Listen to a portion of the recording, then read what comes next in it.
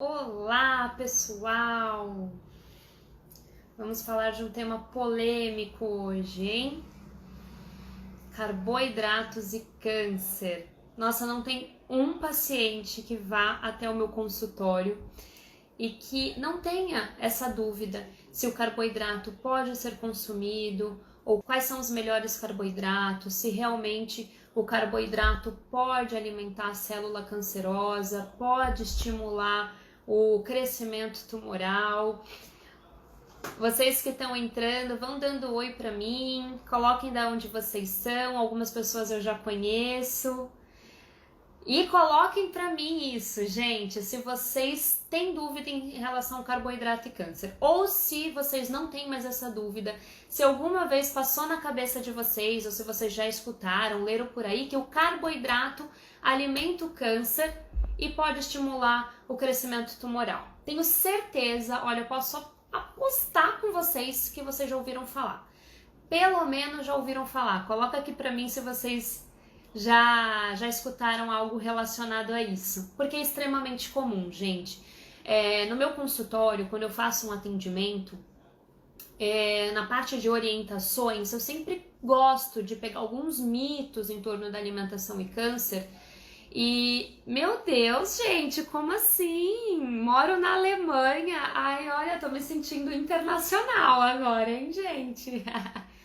Ó, Yasmin, atendi uma paciente de câncer de mama hoje, eu lembrei super de você, saudade, minha linda, Fabiola, já ouvi falar. Então, gente, como eu tava falando, é que eu me empolgo com os comentários, eu paro no meio do meu raciocínio, né? Mas, então, o que eu tava falando, então, normalmente, eu sempre gosto, né, de durante as consultas, principalmente na primeira consulta, ali na parte de orientação, pegar, assim, os principais mitos, né, em torno da alimentação e câncer, e eu gosto de conversar isso com os meus pacientes, por mais que eles não tenham me perguntado. Então eu sempre pergunto, você já ouviu falar, já leu algo a respeito? E toda vez que eu falo essa questão do carboidrato é incrível, como normalmente as pessoas respondem, já li, já ouvi falar, o açúcar, né? Porque o carboidrato vira açúcar. Então, gente, realmente é muito comum essa dúvida. E aí eu quero saber de vocês, o que vocês acham? Será que realmente o carboidrato alimenta a célula cancerosa? E será que cortar o carboidrato a gente consegue controlar o crescimento tumoral e matar a célula cancerosa, matar o tumor, né, digamos assim? O que vocês acham? Estimular a morte celular da célula cancerosa ao cortar o carboidrato? O que vocês acham? Vão colocando aqui pra mim. Então essas dúvidas realmente elas são muito frequentes, elas costumam gerar muita polêmica. Porque se você joga no Google essa informação, você vai achar diferentes tipos de resposta. E eu já fiz isso, eu já joguei no Google. E os primeiros sites, infelizmente, que aparecem, estão dizendo que sim, que a célula cancerosa, ela, na verdade, você tirar o carboidrato vai acabar contribuindo para um melhor desfecho, porque isso estimularia a morte celular de células cancerosas. E por que infelizmente? Porque imagina, né, um paciente diagnosticado com câncer, que chega até você, se você é profissional, né, Nutri, tá me assistindo, chega até você, imagina o baque emocional que aquela pessoa teve ao receber esse diagnóstico. Né? O câncer hoje, ele não é mais um sinônimo de morte, não mais, né? Anos atrás era, mas hoje não mais. Mas ainda é uma doença grave, é uma doença que, poxa, impacta assim o emocional da pessoa, faz a pessoa ter medo, né? E agora, o que vai acontecer? E aí quando ela joga no Google, porque quem aqui nunca jogou nada no Google, né? Que atire a primeira pedra. Então quando ela joga no Google alimentação anticâncer, o que fazer para controlar o crescimento tumoral, enfim, ela recebe uma informação dessa. Imagina o que passa na cabeça dessa pessoa. Ela vai seguir aquela orientação, porque ela quer viver, ela quer eliminar aquela doença, ela quer, enfim, né? Ela quer ter um bom resultado. Só que, gente, não é assim, isso é muito delicado, isso é muito perigoso, na verdade. Porque essa pessoa, ela vai mexer na sua alimentação com aquilo que ela ouviu num site que ela nem sabe quem escreveu. Aquela pessoa vai retirar esse macronutriente que é importante, sim, mas sem nenhum equilíbrio, né? Sem dosar mais nada ali na alimentação dela. Então, realmente, isso é muito ruim e as informações, elas são polêmicas, as informações, elas se divergem, né? Tem profissionais que acabam, sim, reforçando esse ponto com muitos pacientes. E isso pode comprometer a qualidade de vida do paciente oncológico, bem como a resposta do paciente ao tratamento. Então hoje eu queria conversar com vocês e desmistificar um pouquinho essa questão da retirada do carboidrato, né, que isso favoreceria ali uma melhor sobrevida e a importância do carboidrato nesse processo. Então, para vocês que já ouviram falar que o carboidrato alimenta o câncer, que tirar o carboidrato cura a pessoa do câncer, gente, isso é mito, tá? Isso é mito. E aí, quando a gente parte para a bioquímica básica de um comportamento tumoral, a gente entende o porquê que você simplesmente ter essa conduta não vai auxiliar o paciente oncológico. Não é retirar 100% do carboidrato que vai favorecer um melhor prognóstico e um melhor desfecho clínico. E ao longo dessa live eu vou falar sobre algumas dietas, também como dieta cetogênica, o que nós temos de evidência, jejum intermitente, tá? Porque eu sei que também é a dúvida de muitos de vocês. Então, assim, o primeiro ponto, quando a gente pensa na bioquímica, né, no comportamento tumoral, é a gente entender que... Vamos começar como funciona uma célula normal, né? As células sadias no nosso organismo têm preferência por glicose, né? Glicose é um substrato do carboidrato. Tem preferência por glicose para fornecimento de energia, utiliza a glicose como forma de energia para ciclos normais de desenvolvimento celular, então multiplicação celular, divisão celular. A célula cancerosa, ela tem preferência também por glicose, assim como uma célula sadia, só que ela tem mais receptores de glicose. Então, ela consegue se alimentar mais rápido, né, de uma maneira mais eficiente que uma célula sadia.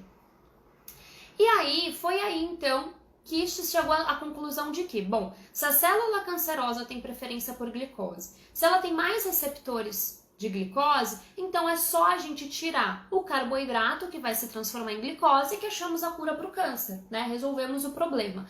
Só que não é bem assim.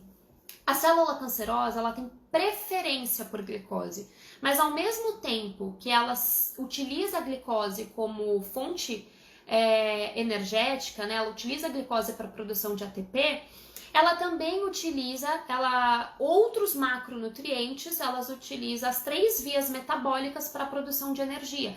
Então ela utiliza os ácidos graxos provenientes das gorduras, né, dos lipídios, e os aminoácidos provenientes da proteína. Ao mesmo tempo, tá? De maneira simultânea.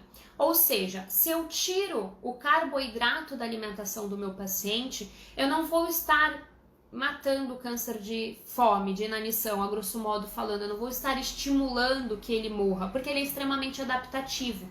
A célula cancerosa é extremamente adaptativa. Então ela vai continuar se nutrindo de outras fontes, né, para a produção de energia e para fazer o seu ciclo ali de divisão celular e tudo mais. Então, é muito importante a gente ter isso em mente, tá? Apesar da preferência, ela também utiliza outras vias metabólicas a partir da gliconeogênese, tá bom? Então, já entendemos que tirar o carboidrato da alimentação não vai ser a solução do nosso problema, tá? Então, agora, além disso, né, além da gente entender essa parte do comportamento tumoral, o que a gente também precisa levar em consideração quando a gente pensa numa alimentação voltada ao paciente oncológico? A gente tem que levar em consideração a individualidade daquele paciente. Então, não só as estratégias nutricionais de maneira isolada, mas como essas estratégias se aplicam no nosso paciente, no paciente que está ali na nossa frente. Então, esse paciente, normalmente, ele já tem ali uma baixa ingestão alimentar. Digo normalmente porque existem diferentes tipos de câncer, né? Existem aqueles cânceres que normalmente São normometabólicos, né? Então não tem ali um gasto energético aumentado, a inapetência ela acaba não sendo tão prevalente, né? Mas a maior parte dos cânceres são hipermetabólicos e normalmente esse paciente apresenta uma anorexia secundária ao próprio tumor, apresenta uma baixa ingestão alimentar por conta dos efeitos colaterais provenientes do tratamento antineoplásico. E essas pessoas acabam tendo preferência, elas conseguem se alimentar melhor justamente dos alimentos que são fontes de carboidrato. E aí, quando eu tiro esse grupo alimentar do dia a dia dessa pessoa, eu acabo piorando essa baixa ingestão alimentar. Então, eu acabo contribuindo para que essa pessoa coma menos também. Além disso, a gente precisa levar em consideração a memória afetiva dos nossos pacientes. O comer, ele não envolve somente o caráter ali nutricional. O comer, ele envolve também um caráter emocional e afetivo. E durante toda essa fase de diagnóstico e tratamento antineoplásico, a identidade do nosso paciente, ela acaba sendo muito colocada à prova e muitas vezes os pacientes perdem a sua própria identidade. Eles se sentem muito suscetíveis, muito dependentes, e a alimentação, que antes era fonte de prazer, passa a se tornar uma fonte de estresse, né? E aí, quando você coloca mais restrições em torno dessa alimentação, você acaba piorando esse quadro emocional em torno do comer. Então, isso acaba sendo muito debilitante. Então, todos esses aspectos juntos favorecem o quê? Uma perda de peso, uma perda de massa muscular, um estado nutricional inadequado. Então, é muito importante, Nutri que me assiste, que a gente sempre tenha em mente estratégias nutricionais baseadas em evidência, elas são positivas, elas são interessantes para que a gente aplique, mas acima dessas estratégias, nós precisamos ter a clínica. O que é a clínica? Nós precisamos entender a individualidade do paciente à nossa frente, porque até mesmo entendendo a individualidade do paciente à nossa frente, a sua individualidade, até do seu diagnóstico, ou seja, qual é o câncer, o subtipo tumoral, o comportamento tumoral, qual é o protocolo antineoplásico que vai ser empregado. Essa individualidade também vai contar na hora de você ler um artigo que fala sobre dieta cetogênica para paciente oncológico, porque daí você vai conseguir ver, peraí, mas não serve para todo mundo, né? Não, mas o meu paciente, ele é único. Ou por mais que sirva para o subtipo tumoral do meu paciente, o contexto psicológico dele não é favorável.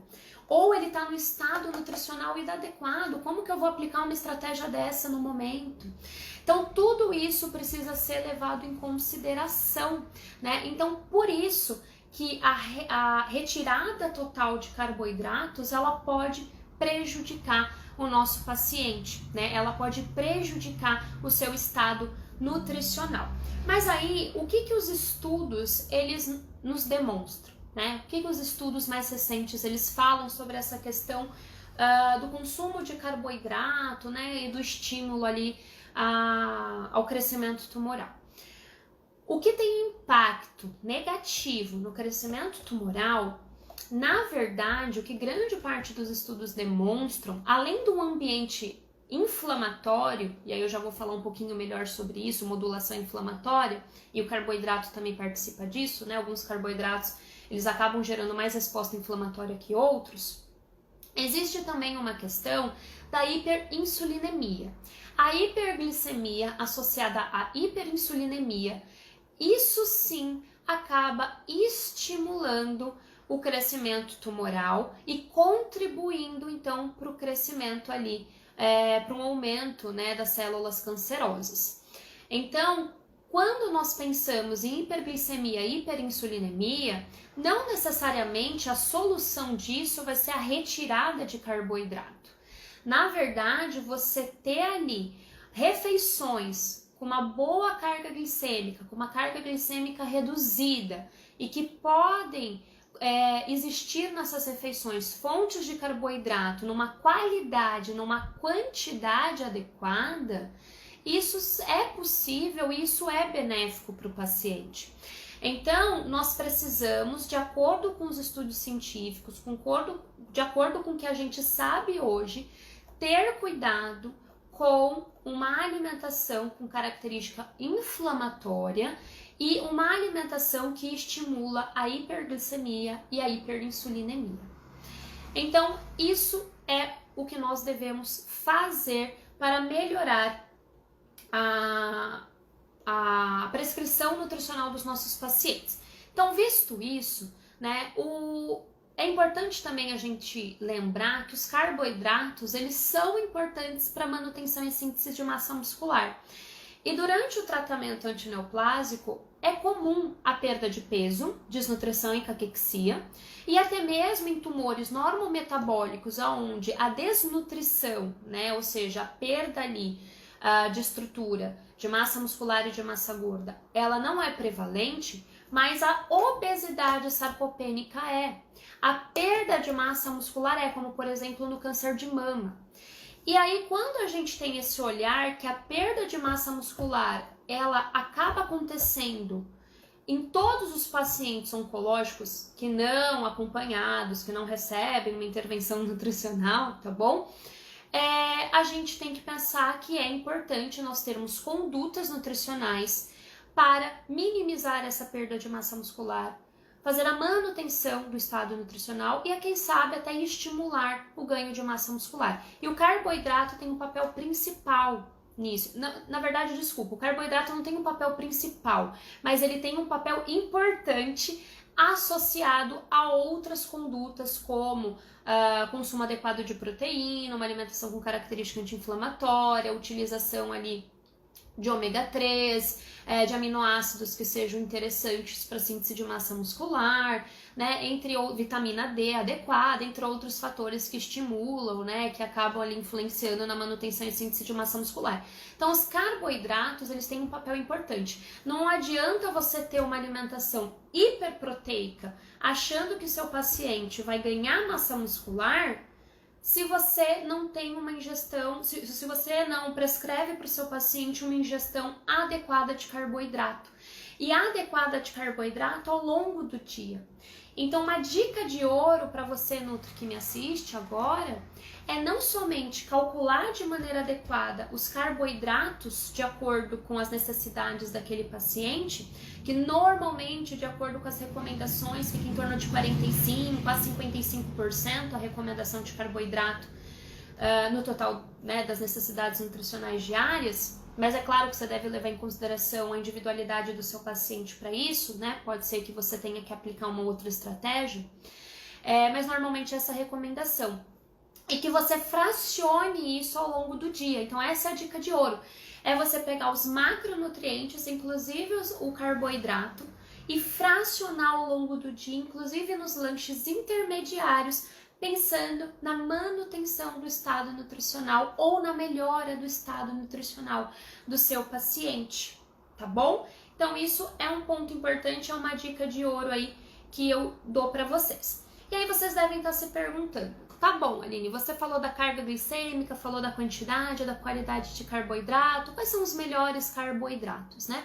E aí a gente precisa levar em consideração justamente o impacto glicêmico desses carboidratos, que esses carboidratos vão gerar, e a resposta inflamatória que esses carboidratos vão gerar também. Então, os estudos, eles demonstram que os carboidratos processados e refinados, eles aumentam a resposta inflamatória, marcadores inflamatórios. Então, as farinhas brancas, o açúcar, né? Então, por exemplo, e os produtos à base desses carboidratos. Já os cereais integrais, né, como por exemplo a aveia, o arroz integral, esses carboidratos, eles modulam positivamente a resposta inflamatória. É claro que é muito importante o controle também da quantidade por refeição, né, para que a gente possa ter um controle da carga glicêmica daquela refeição.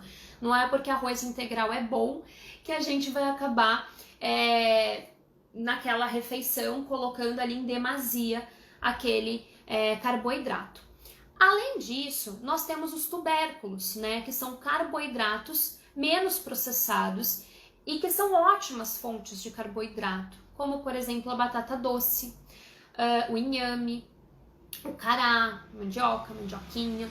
Então esses carboidratos, né, são alguns exemplos dos tubérculos, né? Mas esses carboidratos, então, tanto os tubérculos como esses cereais integrais, eles são interessantes e eles podem trazer benefícios para o nosso paciente. Vou pegar o exemplo da aveia, tá? A aveia, ela contém beta-glucana. E a beta-glucana, por exemplo, ela já está relacionada, já tem comprovação de que ela diminui a resposta inflamatória, ela estimula a produção de substâncias anti-inflamatórias e ela contribui para a prevenção e também para o tratamento, por exemplo, do câncer de cólon e reto. E é um carboidrato, né?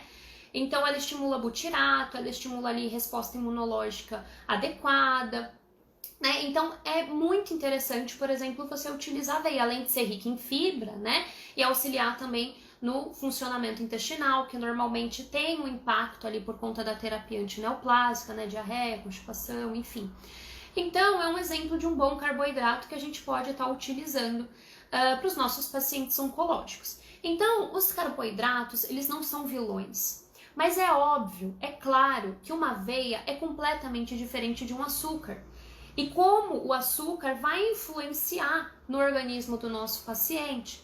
Então, na verdade, quando a gente pensa na inclusão de carboidratos no plano alimentar do nosso paciente, a gente precisa levar em consideração o tipo do carboidrato, como que ele vai aparecer naquela refeição, a quantidade para que a gente possa fazer uma boa prescrição, tá?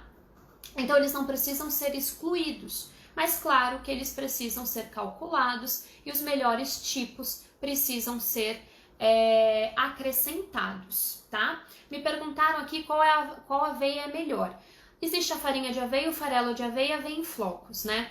Pensando num ranking de fibras, o farelo de aveia e a aveia em flocos, nessa sequência, contém mais fibras do que comparada à farinha de aveia. Então, eu não costumo indicar no dia a dia a farinha de aveia, tá? A não ser em preparações, por exemplo, uma receita de um bolo. Apesar que a maior parte das receitas que eu passo para os meus pacientes que eu elaboro é utilizando aveia em flocos. Eu não uso o farelo porque daí fica muito seca as preparações, porque a fibra tende a puxar mais água, né? Mas enfim, dá para usar aveia em flocos, mas pensando nesses 3 tipos, no dia a dia é melhor o farelo de aveia ou a aveia em flocos, tá? Então aí, gente, até aí, o que vocês estão achando? Vocês têm alguma dúvida até o momento? Deixa eu ver se alguém mandou mais alguma perguntinha. Podem ir colocando, tá bom? Que eu vou indo por tópicos aqui, conversando com vocês. Então, vão colocando aqui. Carboidratos mesmo para pacientes acima do peso? Sim. O que acontece? Pacientes com sobrepeso ou obesidade em cânceres normometabólicos, como por exemplo o câncer de mama, existe uma recomendação para esses pacientes que você tenha uma dieta normocalórica ou até hipocalórica ali, 20 calorias quilo dia, por exemplo, né? Também tão hipocalórica assim, né? Mas sim, entre 20 e 25 calorias quilo dia. Contudo, em controle energético. A dieta, ela ainda precisa ser hiperproteica e precisa ter, sim, todos os macronutrientes dentro da composição do VET do paciente, tá? Lembrando, tá, gente? Porque às vezes quem chega agora pega só essa informação. Ai, meu Deus, então paciente com sobrepeso tem que ter dieta normocalórica e hipocalórica. Pacientes com obesidade e sobrepeso, elevado percentual de gordura, com cânceres normometabólicos, tá? Porque às vezes tem pacientes com câncer, por exemplo, um câncer de cólon e reto, que é hipermetabólico, e ele já chega ali, ele é diagnosticado, ele já tem ali um percentual de gordura elevado, uma obesidade, um sobrepeso, né? Você não deve fazer a restrição calórica nesse momento. Talvez você não precise colocar uma dieta hipercalórica dependendo de como ele chega para você, enfim, de como está o estado nutricional dele, outros fatores, ingestão alimentar, efeitos colaterais e tudo mais. Mas cânceres hipermetabólicos, normalmente a recomendação é de uma alimentação hipercalórica e hiperproteica, tá? Então eu tô dando o exemplo ali de um câncer normometabólico. Mas sim, carboidrato independente, tá? Até porque a gente vai querer o quê com esse paciente obeso, com obesidade e sobrepeso? A gente vai querer manter, porque às vezes quando a gente... Ai, gente, isso é muito interessante.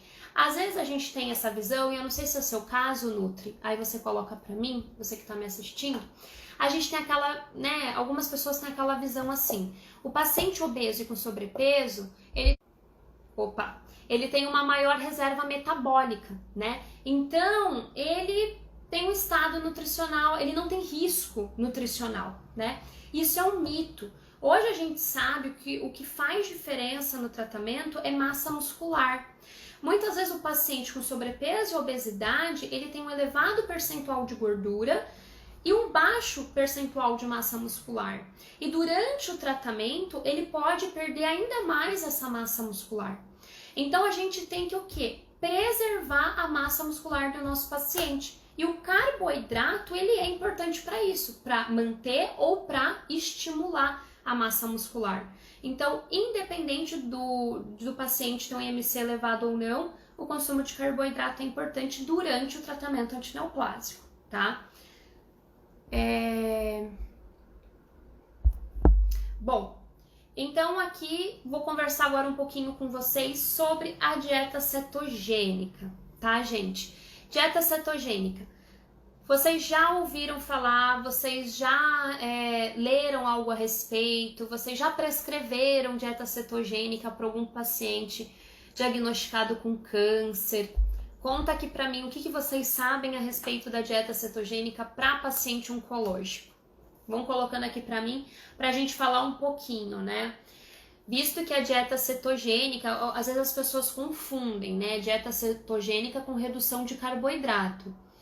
Dieta cetogênica, praticamente você zera o consumo de carboidrato ali do seu paciente e você prescreve para ele no máximo 60 gramas de carboidrato ao dia. Isso é pouquíssimo, tá? Não é uma low carb, não é uma redução de carboidrato, tá? A dieta cetogênica é diferente. E eu alerto isso porque às vezes é comum essa confusão, né? Ah, dieta cetogênica você aumenta a gordura, aumenta a proteína e reduz carboidrato. Não, dieta cetogênica não é dieta da proteína. Você praticamente você tem ali uma dieta normoproteica com praticamente zero consumo de carboidrato e você tem uma base de dieta rica em gordura, gordura boa, tá? Isso é importante reforçar, mas justamente forçando, né, o organismo a utilizar a gordura para produção de energia. Então, alguém aqui já ouviu falar da dieta cetogênica? Que eu vou falar um pouquinho agora sobre ela, porque ela tem a ver com essa ideia de que a retirada de carboidrato poderia contribuir ali para uma melhor resposta do paciente, né, um melhor prognóstico. Então, vamos lá. A dieta cetogênica, né, muitas vezes as informações elas são incoerentes que chegam até nós sobre a dieta cetogênica para o paciente diagnosticado com câncer. Como eu disse, né, a dieta cetogênica é o consumo máximo de 60 gramas de carboidrato por dia e tem como objetivo, acho temeroso falar isso para o público em geral. O que, Venusca, que você acha temeroso falar para o público em geral? A dieta cetogênica? Porque o que acontece, né? Aqui no caso da live, eu vou estar explicando, né, principalmente para os profissionais, o que é a dieta cetogênica e justamente o porquê que eu não indico, tá? Então, é importante sim que a gente saiba o que os nossos pacientes entendem como dieta cetogênica e o que eles leem por aí sobre dieta cetogênica. Porque o que acontece, o que eu percebo? Muitas vezes o paciente ele vai receber essa informação de uma fonte não segura e pode modificar a sua alimentação por conta própria, né? Então é muito importante que a gente converse isso com os nossos pacientes, e não só com os nossos pacientes, né? Com as pessoas, às vezes, que não passam em consulta conosco, mas, por exemplo, através das redes sociais, como uma forma de alertar sobre os riscos, né, dessa dieta. Então, vamos lá. O que é a dieta cetogênica? Então, a dieta cetogênica é uma dieta caracterizada como base da dieta gorduras boas, em detrimento de uma diminuição, na verdade, a retirada drástica de carboidrato. Então, no máximo 60 gramas de carboidrato ali no dia para o paciente de maneira fracionada. E, normalmente, ela pode durar de 1 a 3 semanas, dependendo da resposta da pessoa a essa dieta cetogênica. Lembrando que dieta cetogênica não é recomendação, é estratégia, tá? E qual que é a diferença? Dieta cetogênica é recomendada para paciente oncológico? Não, não é recomendada, não é uma recomendação. A dieta cetogênica, alguns estudos demonstram ela como estratégia. E aí, quem vai determinar se é uma boa estratégia ou não é o profissional que te acompanha. Então, dieta cetogênica não é recomendação, que fique claro. Além disso, a dieta cetogênica, normalmente ela não se aplica a ninguém, nenhum paciente oncológico. A minoria das minorias seriam favorecidas com essa estratégia da dieta cetogênica, tá? Durante o acompanhamento nutricional. Então, o objetivo da dieta cetogênica é justamente fazer uma compensação dos carboidratos a partir da utilização de gorduras boas, tendo como objetivo forçar o organismo a utilizar essa gordura como no lugar da glicose para a produção de ATP, para que dessa forma tivesse ali a utilização de energia pelas células, tá? Ou seja, a partir dos corpos cetônicos, né? Essas gorduras utilizadas, elas se transformam em corpos cetônicos, e os corpos cetônicos, por isso dieta cetogênica, esses corpos cetônicos seriam utilizados no lugar da glicose. Então, qual que seria o objetivo disso? Uma resposta hipoglicêmica e hipoinsulínica, né? Então, dessa forma, poderíamos pensar que um paciente oncológico seria beneficiado, porque você teria ali a exclusão dos carboidratos, uma resposta hipoglicêmica e hiperinsulínica, então não haveria ali o crescimento tumoral e tudo mais. Só que, por que eu não recomendo a dieta cetogênica, né? Primeiro, porque a minoria, como eu disse, dos pacientes oncológicos se beneficiariam com isso, tá? A minoria. Menos de 1% dos nossos pacientes se beneficiariam com isso. Outra questão é que não há um consenso científico para a utilização da dieta cetogênica em paciente oncológico, tá? Na verdade, a ESPEN, as grandes diretrizes voltadas para o paciente oncológico não recomendam a utilização de dietas restritivas como a dieta cetogênica. Além disso, os estudos feitos com a dieta cetogênica são estudos normalmente pré-clínicos, ou seja, em animais, e os poucos estudos que utilizam, né, ali tem como amostra seres humanos, são cânceres específicos com Ns reduzidos e numa particularidade muito grande. Então, a dieta cetogênica, ela tem demonstrado bons resultados nos poucos estudos que existem para glioblastoma e cânceres de mama. Só que não são todos os cânceres de mama, aí entra a questão do subtipo tumoral. E também, normalmente, as pessoas desses estudos estão num estado nutricional adequado, nenhuma pessoa está em risco nutricional. Então, não há um consenso, né? Não há estudos realmente ali randomizados, né, de meta-análise, com diferentes tipos de neoplasia, né, diferentes tipos de câncer, com N relevante, né, a longo prazo, que vá ali, que realmente nos certifique de que essa dieta poderia trazer um resultado benéfico ao nosso paciente. Então, é muito importante também que a gente não só, como eu disse no início dessa live, não só leve em consideração as estratégias nutricionais, mas a individualidade do paciente. Porque assim, uma dieta cetogênica, ela é muito difícil de ser seguida. Além disso, você precisa ter um controle muito rigoroso né, do consumo ali de gorduras e da produção de corpos cetônicos, que é difícil você ter esse controle. Além disso, você tem um impacto emocional muito grande no paciente que já está passando por outros problemas emocionais durante o tratamento antineoplásico.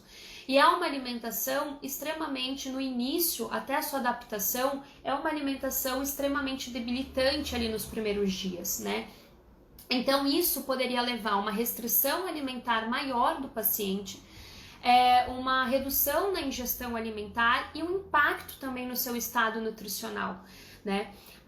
Um outro fator também importante que a gente deve levar em consideração é que paciente oncológico não é cobaia, né, gente? Então, assim, se você não tem estudos científicos suficientes, se você não tem diretrizes que recomendam essa estratégia, se você sabe que o paciente durante o tratamento antineoplásico é um paciente que vai apresentar diferentes efeitos colaterais, vai ter sua ingestão alimentar já reduzida, não tem por que você prescrever uma estratégia nutricional dessa. A gente tem que priorizar os nossos objetivos. E qual que é o objetivo do nutricionista oncológico ao atender um paciente oncológico?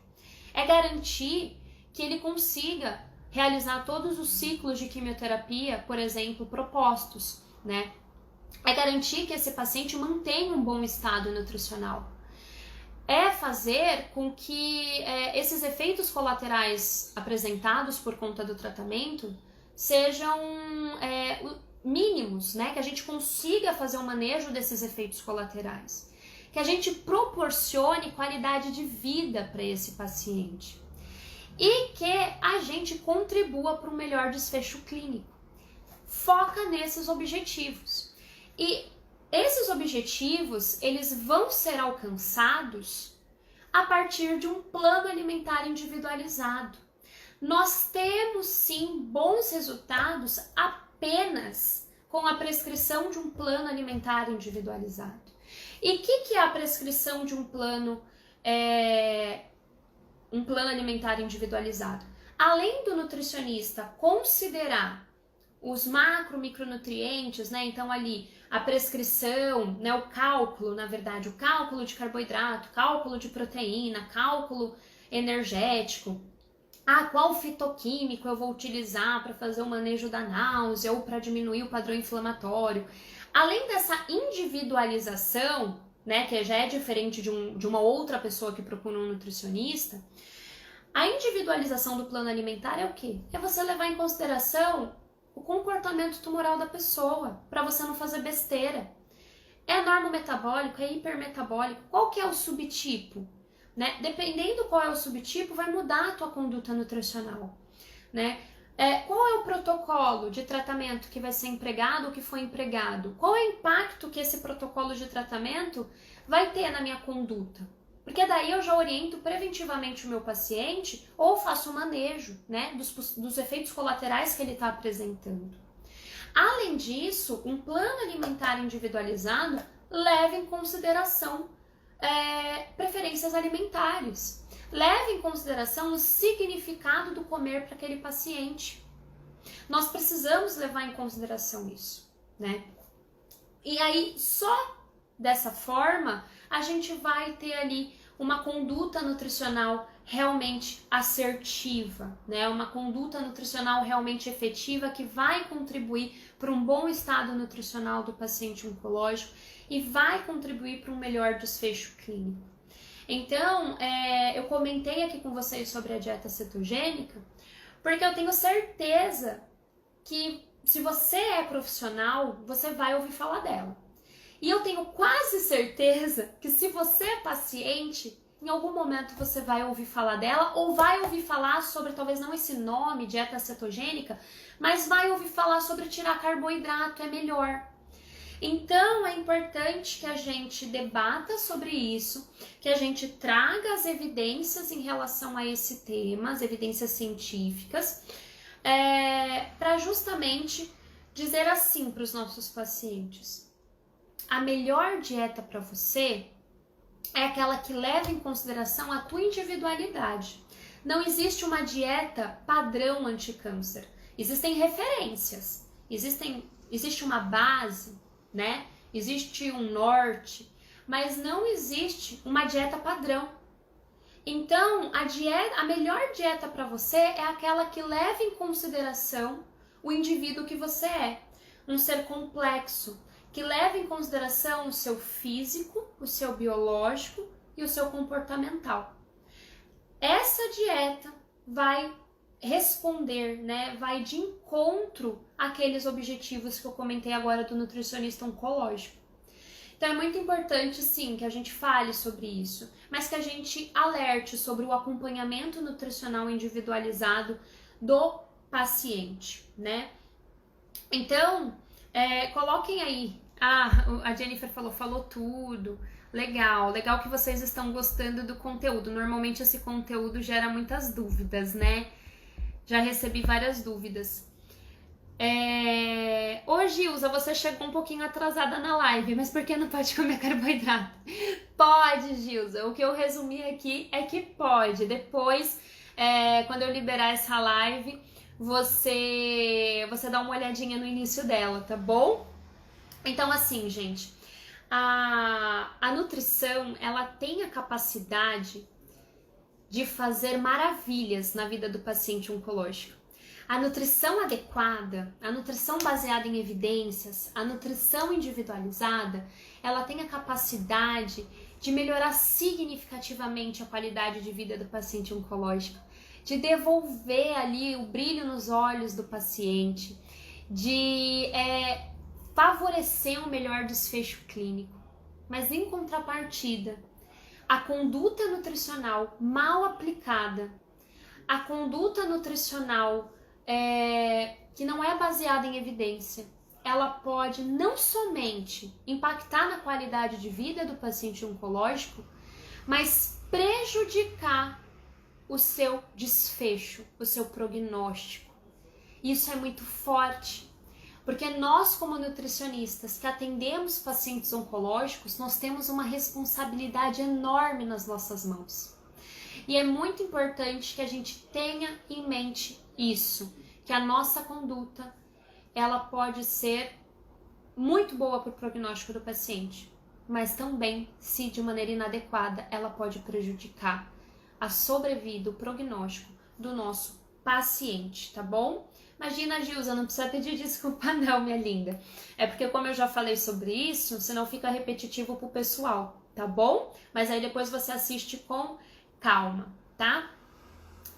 E gente, coloquem aqui pra mim as dúvidas de vocês, que a gente tá finalizando aqui a nossa live. Coloca aqui as dúvidas sobre carboidrato.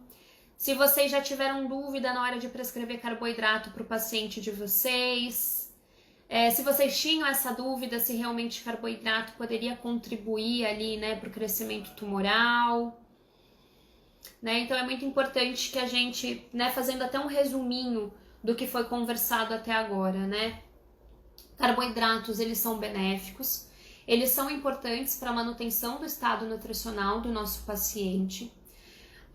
Não há evidência científica de que os carboidratos devam ser retirados para dessa forma conter o crescimento tumoral ou até estimular a morte celular, né? A morte de células cancerosas.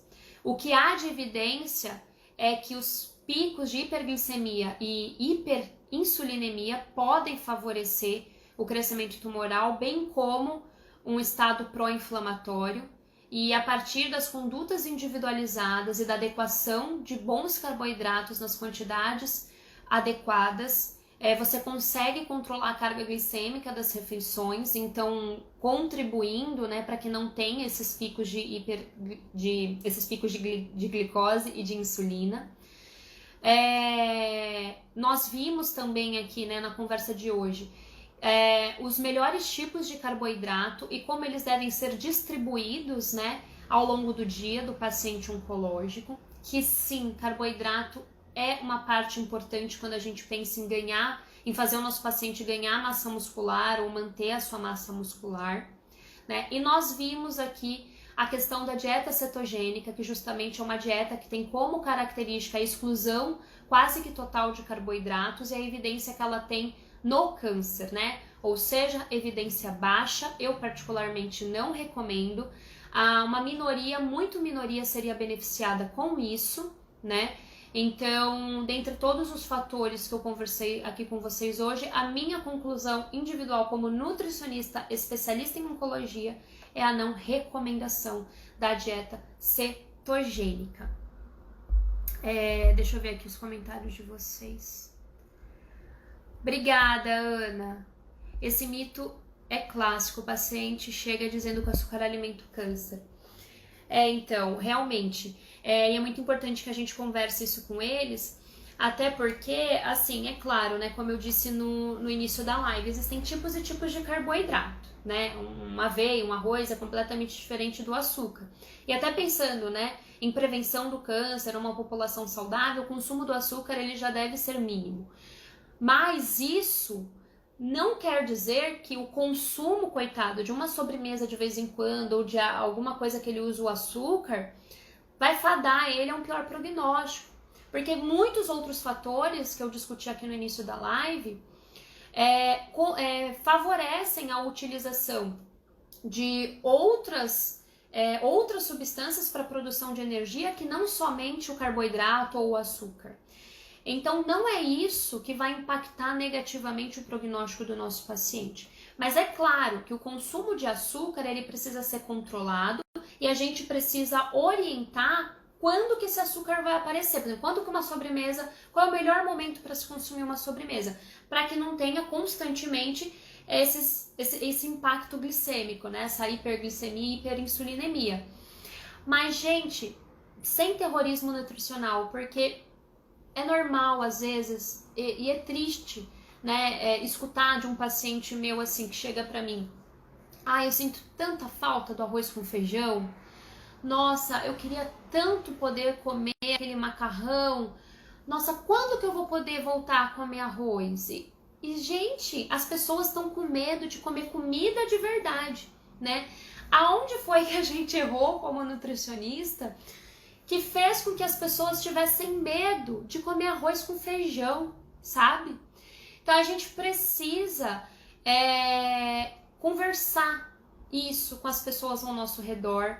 Eu utilizo as minhas redes sociais para isso, mas é claro, com os pacientes que chegam até nós. Então, desmistificar mesmo, tirar esse mito, fazer com que essas pessoas possam voltar a comer a comida de verdade, essa comida de verdade que vai trazer benefícios também para o seu prognóstico e para a sua qualidade de vida, tá bom? Vamos lá, eu estou finalizando a quimioterapia amanhã, é a última, graças às suas publicações e alertas sobre a importância da proteína, eu melhorei muito e consegui finalizar essa etapa com sucesso. Minha linda, que depoimento maravilhoso! Ai, nossa, eu fico tão feliz quando eu recebo esses depoimentos de vocês, porque, gente, olha só a nossa responsabilidade, né?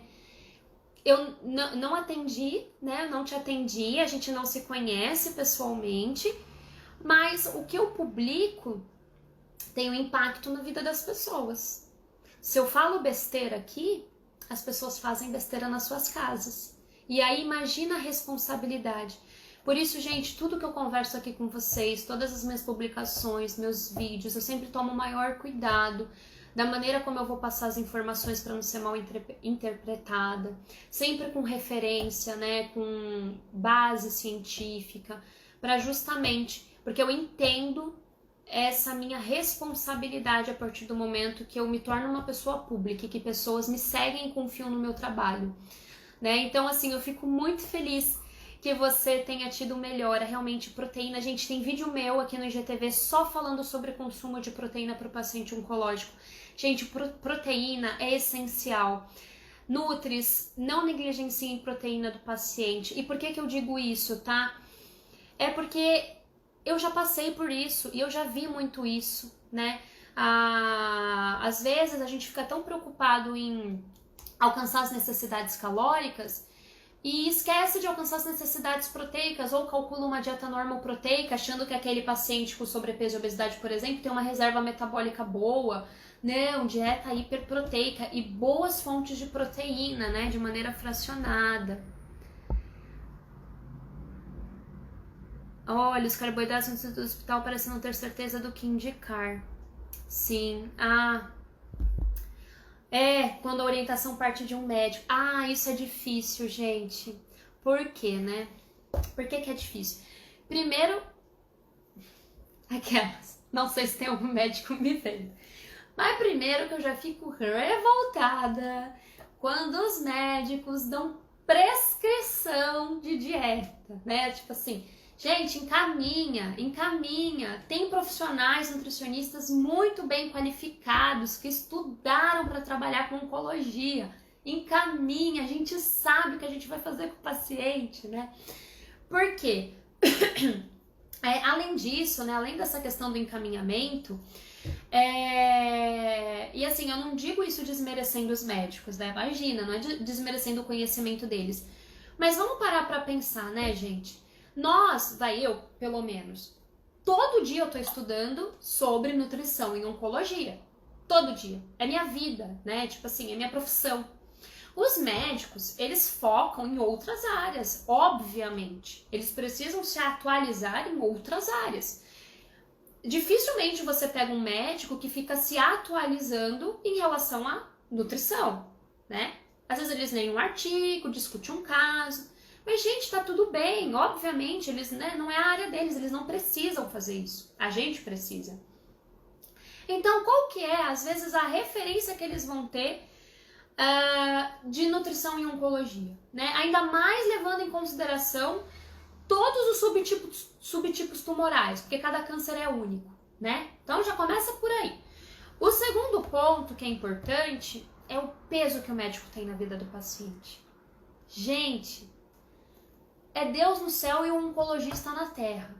E se o oncologista fala, come tal coisa ou não come tal coisa, quem que o paciente vai acreditar? Em mim? Assim, eu tenho uma boa relação com os meus pacientes. Eu já tive casos de pacientes que, assim, entrou por aqui, saiu por ali e preferiu escutar as minhas orientações. Mas não é sempre que isso acontece, né, gente? Então, assim, é muito importante que a gente ganhe também a confiança dos nossos pacientes, porque é muito difícil. E aí também, uma dica também que eu dou é que nesses casos, se o paciente é nosso, né, se a gente é responsável pelo paciente, que a gente tenta entrar em contato com o oncologista. Mande uma cartinha, se tiver o telefone, ligue, né, o WhatsApp, ou da secretária, ou se for na mesma instituição, né, no hospital, que a gente trabalha, marque uma conversa com o médico, chama ele no corredor, tira a dúvida, né. Por exemplo, já aconteceu comigo uma situação de que uma paciente minha, ela estava em uso de... Qual que era a quimioterapia? Acho que era carboplatina. Eu não tenho certeza. Estava em uso de uma quimioterapia. E aí, veio como orientação física da oncologista a seguinte conduta. Não utilizar, em hipótese nenhuma, nunca, alimentos ácidos. Aí tinha as frutas ácidas, molho de tomate e tal. Aí eu assim, meu Deus, mas por que não pode? Eu falei, gente, será que eu tô desatualizada? Aí eu fui, pesquisei, não tinha artigo nenhum falando sobre isso. Aí eu liguei para as nutricionistas que foram minhas tutoras lá no Sírio-Libanês para saber se elas sabiam de alguma coisa. Ninguém sabia de nada. Eu falei com um farmacêutico, ninguém sabia de nada. Eu falei, não, gente, não é possível. Aí eu consegui o telefone da oncologista, conversei com a educação, expliquei meu ponto, falei, doutora, por favor, não achei nada referente a isso. Você, por favor, poderia me passar a referência que você utilizou para essa prescrição, para que eu possa me atualizar e atualizar meus colegas, porque eu posso estar fazendo alguma coisa errada, né? Já pensou, tem interação com a quimioterapia? Eu não sei. Aí qual que foi a resposta dela? Muito educada também. Aline, eu vou ser sincera, eu escutei isso na faculdade e eu nunca mais fui atrás. Ou seja, ela estava repercutindo uma informação que ela aprendeu na faculdade de alguém, de um professor médico, que também a gente não sabe qual é a referência dele, e passou adiante. Não tinha referência, ou seja, no final das contas, a gente conversou e os ácidos foram liberados. Isso foi muito importante para aquela paciente, porque ela estava nauseada, ela vomitava, estava enjoada, e os ácidos descem melhor, né? Caem melhor nessa situação. Então, assim, Não tenham medo de conversar com o médico, gente. Sejam educados sempre. Levem sempre evidências científicas. Não fala, eu acho. Não, você não tem que achar. Você tem que ganhar a confiança do oncologista. Então vai, olha, a referência é essa. E estabelece uma discussão sempre que possível. Porque quem vai sair ganhando é o paciente. Não é você, não é o oncologista, é o paciente. Só ele vai sair ganhando dessa conversa, né? Então é muito importante que a gente se relacione com a equipe multidisciplinar, tá? Deixa eu ver mais aqui o que falaram. Outro dia eu vi que uma dieta hiperproteica devia conter manteiga. Eu entendi de duas formas isso que você falou. Uma é se manteiga seria fonte de proteína. E isso é um engano comum dos nossos pacientes. E, gente, já aconteceu isso comigo. É que hoje, né, macaca velha, lá atendendo paciente oncológico, eu já fico ligada nessas coisas e eu já oriento o meu paciente. Mas o que aconteceu comigo no início? Eu prescrevia lá um plano alimentar bonito, né, com proteína. Aí, eu conversava depois nas consultas com o meu paciente. Tô passando, tal, tô seguindo as orientações. Aí eu teve um dia que eu perguntei assim, mas como você tá seguindo o café da manhã? O que você passa? Na tapioca, no pão? Eu passo requeijão, passo manteiga. Aí eu falei, olha, não tem problema se eu usar manteiga, mas, né, no caso dele, não tinha problema. Mas não é fonte de proteína. Não é, eu achei que vinha do leite, era. Gente, cuidado, às vezes o paciente, você fala uma coisa, ele recebe essa informação de um jeito, né, você quis passar de outro. Então sempre alinhe muito bem as expectativas, tá? Porque às vezes eles podem se confundir. Então é muito importante que a gente diga exatamente o que a gente tá pensando. Às vezes ouço no consultório do lado o médico dando orientação. Ai, gente, que coisa. É verdade, né? É verdade. Já passei por isso também. Triste é ouvir um médico e nutricionista de hospital falar que pode comer de tudo, não tem restrição. Graças aos seus vídeos e receitas, seguimos para melhorar ainda mais nossa alimentação. Uma coisa que eu sempre gosto de alertar, gente. O que é comer de tudo e o que é comer como antes? Você concorda que o meu comer de tudo, meu padrão, é diferente do seu que está me assistindo? Começa por aí. Então, se um médico um dia chegar para mim e falar, Aline, come de tudo, eu vou comer de tudo com a minha referência, né? Além disso, comer como antes. Gente, como que era antes?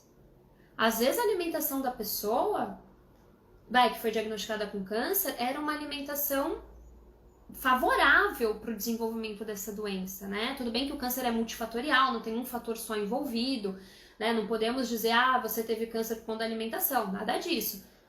Mas a gente sabe que a alimentação exerce um papel importante na prevenção, né, do câncer. Então, o que é como antes, né? Então, isso dá um vídeo inteiro só falando o que é tudo e o que é como antes, gente. Não é assim, não. Porque o médico falou que era fonte proteica. Gente, não é, né? Então, tá bom. Ai, gente, mas olha, o que eu posso até dizer assim pra vocês, né, que me acompanham, nutricionistas. Pessoal, orientem muito bem o paciente de vocês. Expliquem cada conduta. Não simplesmente dê a conduta ou prescreva no plano alimentar. Explique o que está acontecendo dentro dele. Explique o porquê que aquela estratégia é importante. Porque daí ele vai entender a tua linha de raciocínio, ele vai entender a importância daquilo, ele vai aderir muito melhor à tua orientação. E se qualquer outro Google, jornal na TV, enfermeiro, sei lá, até médico, falar qualquer coisa ao contrário do que você falou, ele vai lembrar. Não, peraí, mas a nutricionista falou tal coisa. No máximo ele vai te questionar, né? No mínimo, aliás, no mínimo ele vai te questionar. Não, peraí. E vai querer entender melhor. Então sempre orientem, amarrem todas as pontas. É muito importante. Uma coisa que eu aprendi com a minha prática é não só fale, mas escreva. É uma segurança para o paciente, porque é difícil ele lembrar de tudo, né? Depois. Então ele vai conseguir lembrar. é uma segurança sua como profissional, porque às vezes o que você fala de um jeito, mas o paciente entende de outro e passa de outro pro médico, por exemplo. Então tá lá, ó, não, o que eu orientei é isso. Também é importante para você ganhar a confiança da equipe multidisciplinar, mas ganhe a confiança do paciente e estabeleça contato com o médico responsável. Se você trabalha em hospital, com a equipe multidisciplinar, então enfermeiro, físio, fono, mostre quem você é, mostre que tem uma nutricionista por trás do cuidado. Se você não entendeu algo, discuta o caso, leve evidência sempre de maneira educada, mas com evidência científica, né? Porque só dessa forma a gente vai conseguir demonstrar a importância da nutrição para essas pessoas, seja para o paciente, seja para os outros profissionais. Só dessa forma nós vamos passar a ser reconhecidos e valorizados, e só dessa forma o paciente vai sair ganhando, né? Porque ele é um ser complexo, ele é um ser integral, íntegro. E a gente tem que trabalhar com aquela pessoa na nossa frente dessa maneira, né? Ele não pode ser dividido em partes e cada profissional cuida de uma. Tudo se comunica, né? Então é muito importante que a gente sempre converse com o resto da equipe, tá bom? Então é isso, gente. Espero que vocês tenham gostado dessa live, desse bate-papo, né? Eu não falei no início, mas só para vocês entenderem, né? Aqui é o movimento Vida com Qualidade, é um momento onde eu falo com nutricionistas sobre como manter o estado nutricional do paciente oncológico de maneira correta e segura. Então, como vocês já estão me acompanhando um tempo, toda semana, 2 vezes por semana, eu posto um vídeo novo, um pouco mais extenso, falando sobre algum tema relacionado à nutrição oncológica. E hoje, como experiência, eu resolvi pegar um desses vídeos que normalmente eu gravo e fazer ao vivo, para conseguir ter mais interação com vocês. Gostei bastante do resultado, gostei bastante da interação, então eu vou continuar, tá bom? Então, terças-feiras, às 16 horas, eu vou estar aqui com vocês debatendo um tema sobre nutrição e oncologia, atendimento nutricional do paciente oncológico, tá bom? Eu espero que vocês tenham gostado. Se vocês gostaram, então fiquem ligadas, porque toda semana tem conteúdo novo, tá? Inclusive hoje vai ter vídeo novo subindo que eu gravei semana passada, então vai ter vídeo novo, fiquem ligados que os temas dessa semana tá bem interessante, tá bom?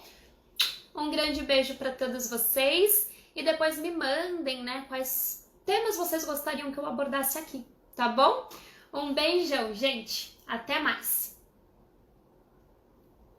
Fico feliz que vocês tenham gostado. Ah, que legal. Agora eu vi o feedback de vocês. Eu ia desligar, mas eu vi que vocês estavam comentando. É louca, né, gente? Ai, tá bom, gente. Um beijão. Até a próxima.